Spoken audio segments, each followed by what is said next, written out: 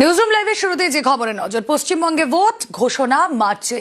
CEO জানিয়েছেন 28শে ফেব্রুয়ারির মধ্যে এসআইআর প্রক্রিয়া শেষ করার জন্য সব রকম চেষ্টা করা হবে। ফেব্রুয়ারি 28শে মাস, ফলে ভোট ঘোষণা মার্চেই।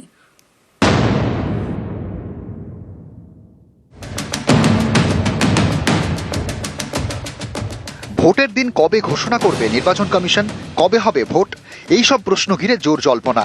এরই মধ্যে সোমবার পশ্চিমবঙ্গের মুখ্য নির্বাচনী আধিকারিক জানিয়েছেন 28শে ফেব্রুয়ারির মধ্যে এসআইআর প্রক্রিয়া শেষ করার জন্য সব রকম চেষ্টা করা হবে। ফেব্রুয়ারি 28শে মাস, ফলে ভোট ঘোষণা মার্চেই।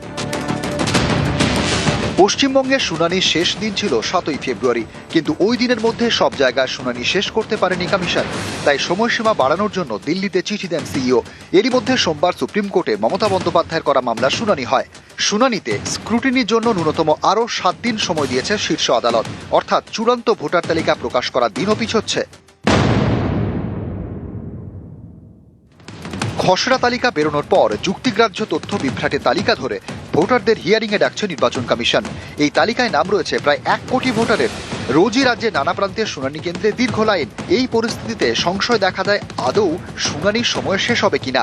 শনিবার যেদিন শুনানি শেষ হওয়ার কথা ছিল, সেদিনই সিইও দপ্তর জানিয়ে দেয় বেশ কয়েকটি বিধানসভা কেন্দ্রে শুনানি বাকি। তাই শুনানির জন্য আরো 7 দিন সময় চায় সিইও দপ্তর। এই শুনানির সময়সীমা পিছলে অন্যান্য সব ডেডলাইনও পিছবে। এরই মধ্যে দিন সুপ্রিম কোর্ট চূড়ান্ত ভোটার তালিকা প্রকাশে আরো অন্তত 7 দিন সময়সীমা বাড়িয়েছে। এদিকে এদিনই সিইও জানিয়েছেন এসআইআর এর সব কাজ 28শে ফেব্রুয়ারির মধ্যে শেষ করার চেষ্টা হবে। এতেই স্পষ্ট পশ্চিমবঙ্গে বিধানসভা ভোটের ঘোষণা হবে মার্চে। নিউজ 18 বাংলা।